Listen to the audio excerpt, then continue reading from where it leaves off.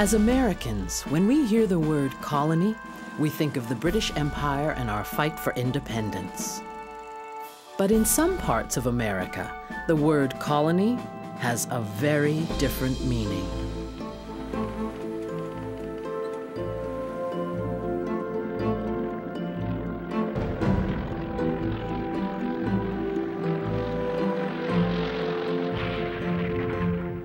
To be a colony is to really work on your psyche, you know, to make you feel less.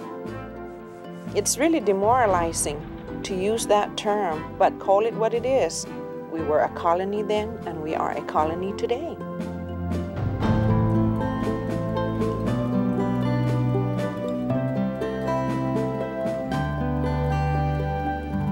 At the far edge of the Western Pacific lies a string of tiny islands called the Marianas. The Mariana Islands are strategic colonies of the United States, and the people of these islands are fellow Americans. Being a U.S. citizen means being part of the greatest nation, the most humanitarian nation in the world. For generations, these loyal U.S. citizens have been fighting and dying under the stars and stripes. I want to give a shout out to my family. I miss you guys all.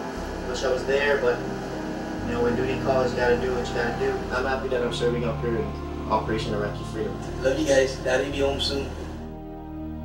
After years of serving the Army, liberating people, I said, how about my own people? With no vote for their commander-in-chief and no star on the flag they die for, the Marianas' indigenous Chamorro and Carolinian people lack many of the rights most Americans take for granted.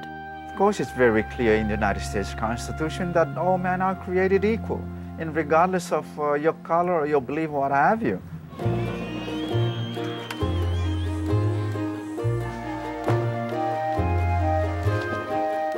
How did America end up in the Marianas? And if the people of the Marianas are fellow Americans, what is it like for them to be colonial subjects of the greatest democracy on earth?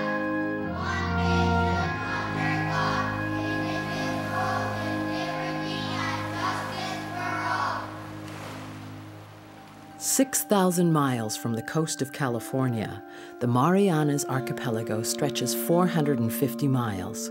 It's made up of the U.S. territory of Guam and the U.S. Commonwealth of the Northern Mariana Islands. Anybody who's studied even the least amount of military history knows how valuable these islands are. Even if they don't have gold and silver, they've got land, and it's land close to Southeast Asia.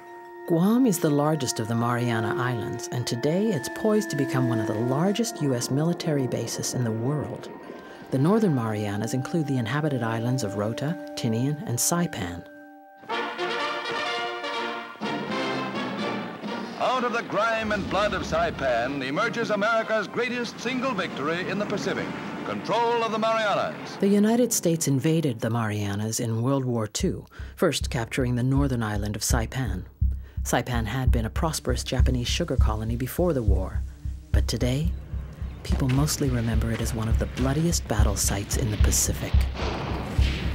The battle for the Marianas raged across Saipan, with brutal house-to-house combat that forced the local Chamorro and Carolinian people to hide in caves for days on end, with no food or water.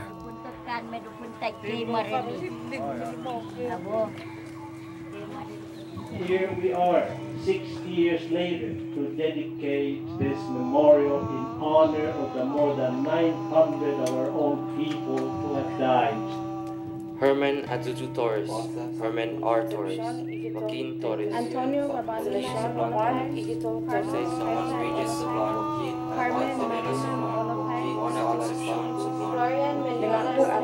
Rosa Torres Vicente Iglesias Torres, Ana Albuto Torres, Joaquin Torres Tenorio, Mariana Agotu Tenorio.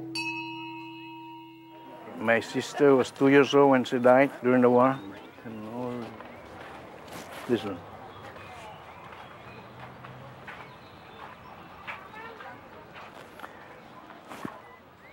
looking at the names of the relatives and other families, you get a very, very emotional feeling about it. Especially it's about a war, about people that were victimized, not knowing what the war was all about. But, you know, it's a symbol of closure, I guess.